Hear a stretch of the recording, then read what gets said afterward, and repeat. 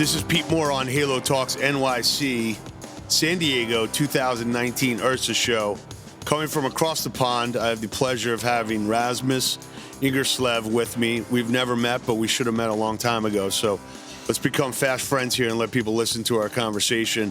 You've been involved in a number of companies as an entrepreneur, as an investor, as a champion of health and fitness across the country and in Europe as well, and in Nordic countries. So welcome to the show. Why don't you give our listeners a little bit of your bio? Thank you, Pete. So thank you for having me. Well, I've been in the industry for the past 20 years. I have a background on the Danish national karate team, and basically coming to the US inspired me to create my first health club group, because the fitness industry in my country came out of bodybuilding. So it's a lot for the young and the beautiful, right, rather than an activity for the whole family. So I made my final paper when I started to be a market economist on creating a health club group with a broader appeal. And that basically became the backbone of Fitness DK, my first venture, which became the largest health club group in the country. Wow. Well, that's kind of where I kickstarted at the time. And you had one location, so you're actually, I started working for a guy from the karate club. Okay. And as a membership counselor, I sold memberships. Wow. 3 months in, I found out the general manager had a funny way of doing accounting. It was kind of like one for you, one for me, one for you. So I took over as... I like that you call that a funny way of accounting. You mean he's basically stealing? Yes. Okay, so we got that kind of guy. All right, so what's your remedy for that? Oh, well, call him out on it, and then the karate. Basically, you got a black belt in karate, right? So. Well, he left. I took over. And basically then shared my thoughts about building a chain that was more for the whole family with the owner. And we became partners, took in a third partner, and with those two, I created Fitness DK, my first venture. The industry was in its very infancy at the time. I think we had a market penetration around 3-4%, so it was very low. And what year was this? This is back in '99, so okay, actually 20 years exactly from this. Exactly when year. I got involved in the sector as well. Yep. Yeah, so just for our listeners here, there wasn't as many locations as there are today. And definitely not, no. You were in the health club industry. You were pretty much in, it was kind of one, there wasn't segmentation, like it was just, I own a health club. No, health clubs at the time was pretty much, one size. If it read fitness on the sign outside, you had a pretty good idea what was happening inside. Right, there was not a lot of differentiation, which was also what allowed me to do my second club group, because 8 years in, we ended up selling.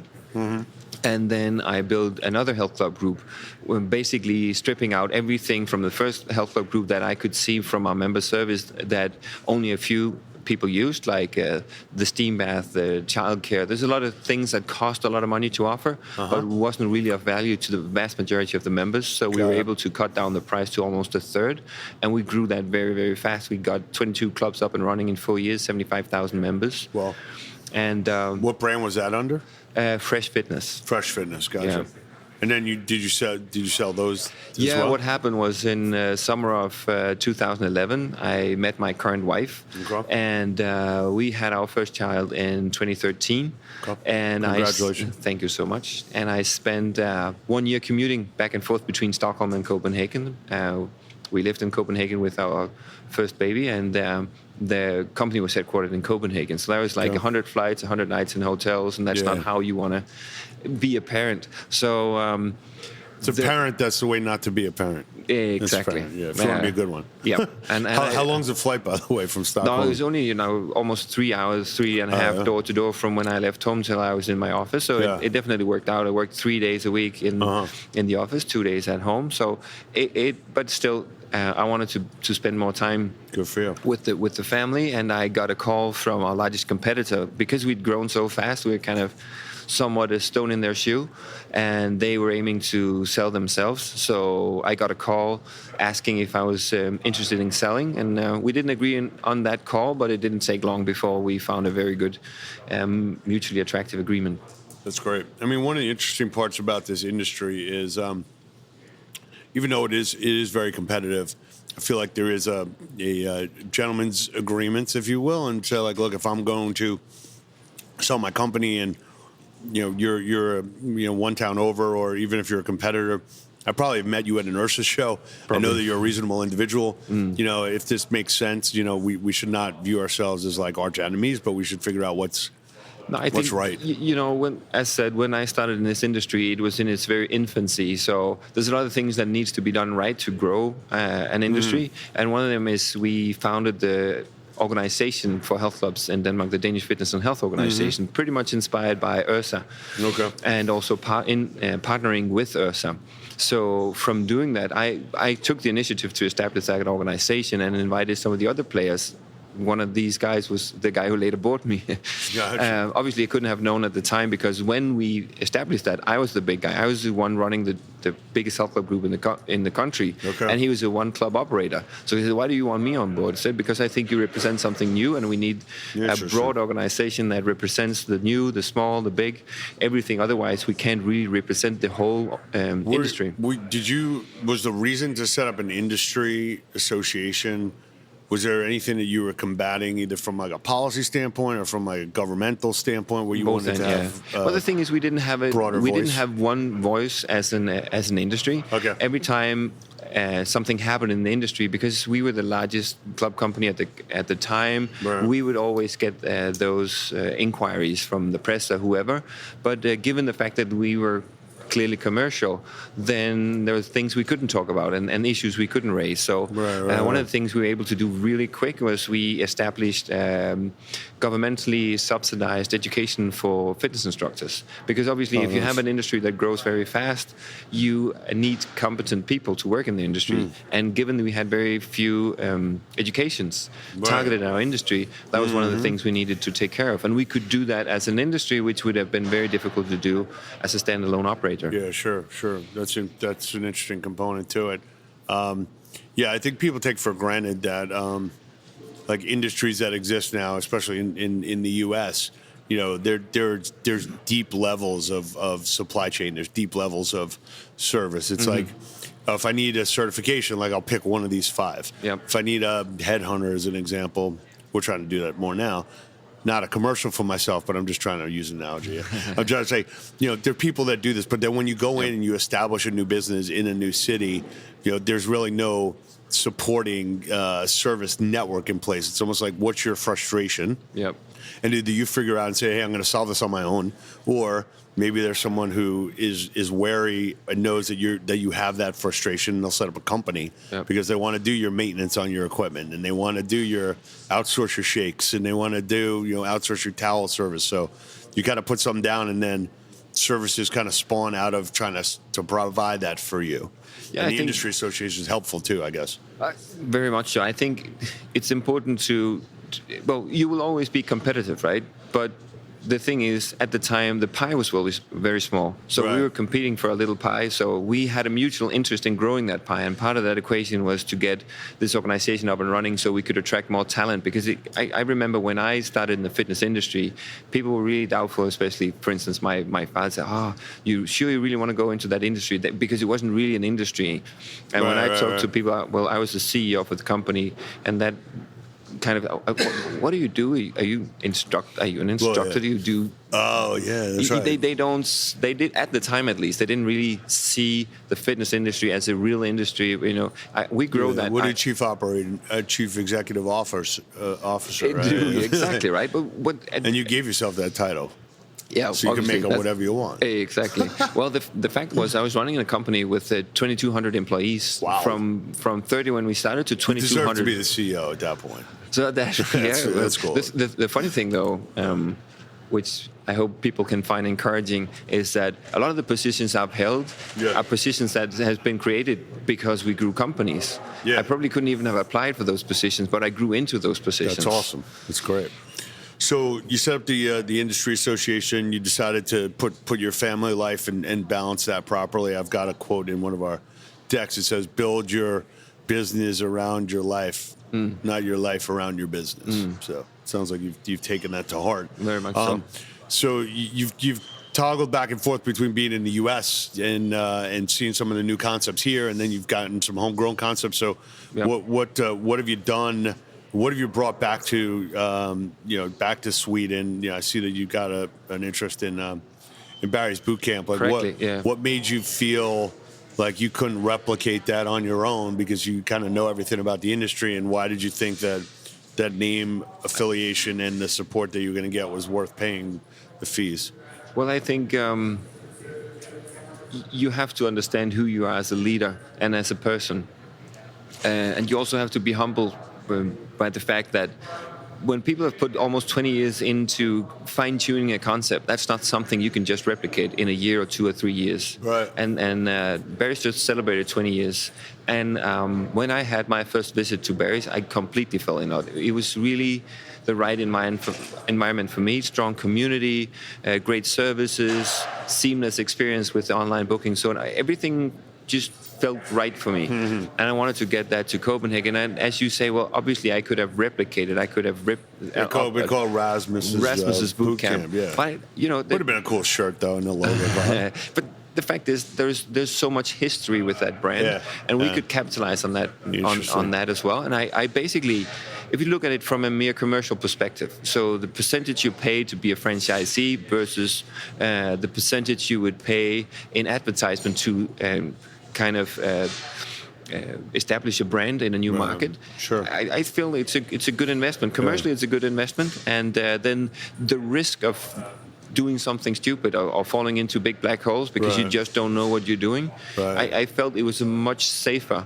investment to use an existing brand, and you know, if it's not broken, don't fix it. Yeah, no, I mean that's a great point for people to think about here.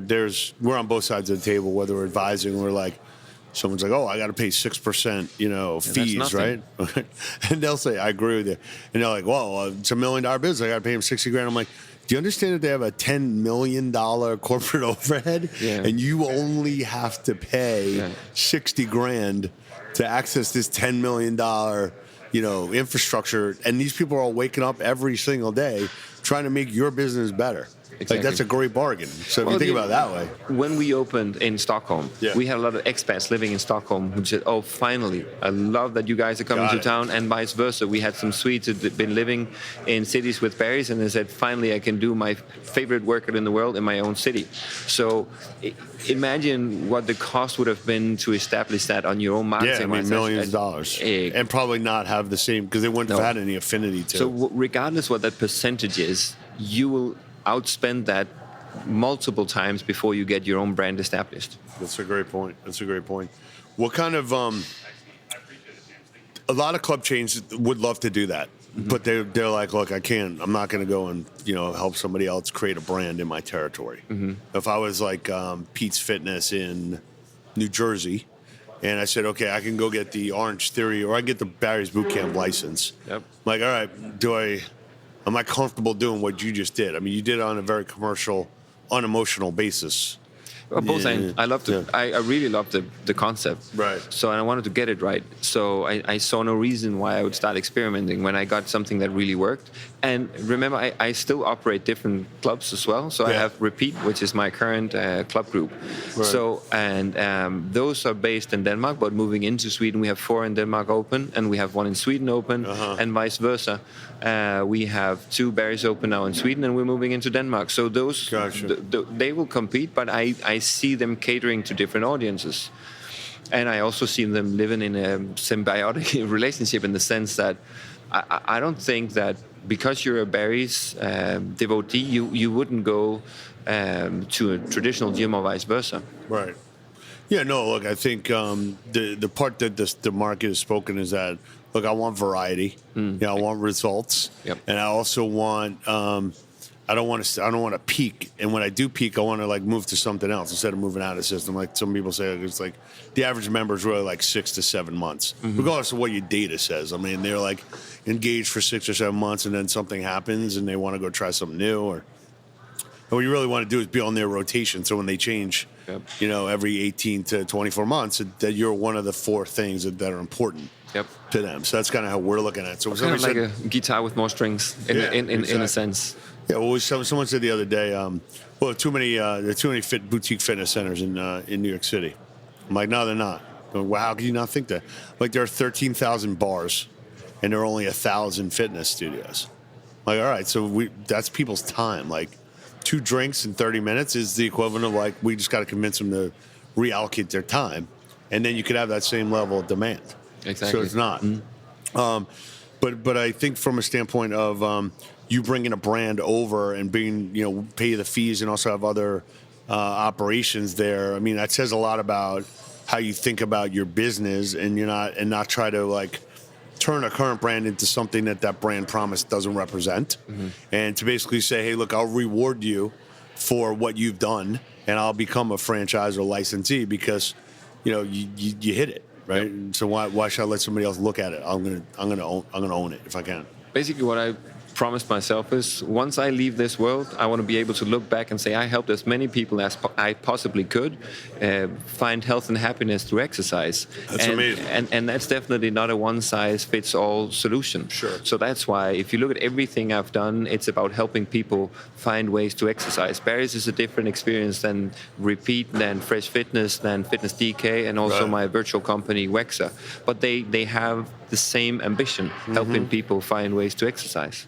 So talk about Wexa Media for a minute. Yep. And well, who's Wexa on it? was in my initial vision when we founded the company 11 years ago was I wanted to create a health club group that catered to that huge number of people who didn't feel comfortable going to a health club, although they wanted to get fit. I read reports again and again saying, well, I want to get fit, but I feel somewhat intimidated about the health club environment. Yeah. It can't really fit into my busy schedule, and price-wise, it's also difficult for me. So I said, well, and with this new internet thing on the rise, why can't we figure out a clever way to go into people's living rooms and deliver world-class exercise? Right. So I created an online platform, basically where you would fill out a questionnaire, and based on algorithms, you would then get recommendation of which of the videos we had in our inventory that would match you the best. And little did I know, though, that when I left my corner office at my previous job and a very healthy salary,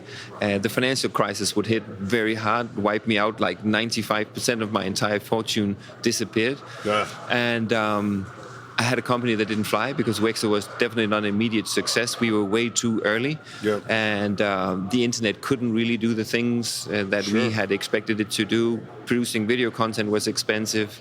Technology part everything was just more difficult than I expected. We are right now where I wanted to go, that we can create, we can deliver world-class content to anyone, anywhere, at any time, and work with. But we don't do any of the content. We work with companies like Les Mills, Zumba, Beachbody, all those guys. Yeah. So we're the technology partner. We are the delivery mechanism for those companies. Yeah. And the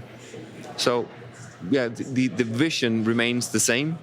We don't do the content anymore, but we do the technology. Gotcha. So anything you've seen at the show here that, where do you feel things are moving over the next, 6 to 12 months? What are some of the things you're excited about?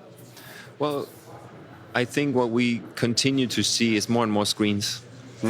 More screens and bigger screens. So I think we have to realize that that's how people perceive the world, through screens. Yeah. And those screens are not only attached to equipment. Those are your phones, your tablets, your screen at home. And I think we have to think outside the box. I think the era where a fitness operator is only what happens inside the four walls of a club, they're going to be gone. It's got to be integrated. It's got to be 100% touch point. You got to be relevant at all times to your members if you want to have a place. The fact is that usually, if you rewind, say, 10 years, you would own the customer experience from the second that a member walked in the door until they left again. Right. That is definitely not the case today, because they pull out their smartphones with a PT in the pocket with some kind of service, a YouTube clip, a timer, or whatever, a gazillion services that happen deliveries that happens inside your club, taking away from your consumer experience. Sure. You don't own that anymore. So I think you have to think about the ecosystem you're trying to create for your member. If you want to be their health partner, their partner in exercise, which components do you have to have available to be relevant 360 and not only inside those four walls? Well, it's going to be interesting to say, everyone that comes here says, like, we own the data. We own the data. Like, they own part of the data. They own part of it. Everyone owns part of the data at times, like the 22 people that say they actually own it. Yep. The question is going to be, And going back to your point, like I'll look at the data, but I want to listen to what people say. I want to know if people are getting results. Yep. People that get results are the marketing of the business, and you have to like start with that and say this is. It starts with like what your personal mission is. Yeah. And then it seems like everything else almost is like a pinwheel outside of like what your personal mission is. Actually, I changed my mission a little bit recently from being only helping people to healthier, happier lives through exercise, but also now to include nutrition, because Where did you like document this? Because I didn't see the update. Nah, just kidding. No, I put it in. So basically, I have a business foundation for all my businesses, but I also have a life foundation for myself where I put in, vision, mission, goals, and my values. Yeah, I got something like that over here, so I'm going to show you afterwards. And basically, I'm now involved in a nutrition company, or basically an e-health company. They've created an intelligent piece of software that helps personal trainers deliver world-class meal plans, taking basically all the manual labor out of creating the meal plan so they can focus on coaching people. And that is interesting because we can really see the difference in What's that that company. called? That's called Leanness. Leanness. Okay, cool. And I think that's very, very interesting because talking about data, we will definitely have a lot of data points on these people. And as we grow in regards to number of people we help, the more knowledgeable we will become in regards to being able to help more and more precise. Obviously, everything we do now is scientifically backed and tailored individually to each client. But as we will own more data, we can definitely do better and better. Awesome. Well, it was great to finally meet you in person. Likewise. Thank you so much. What you're doing internationally and domestically and helping people. We hope that our Halo mission, continues to move in parallel and intertwined with what you're doing. We'll add nutrition to it as well for our vision and mission. Yep. And let's figure out ways to work together and help millions of people. Let's do it. Thanks for being on. Thank you. Awesome. Thank you so much.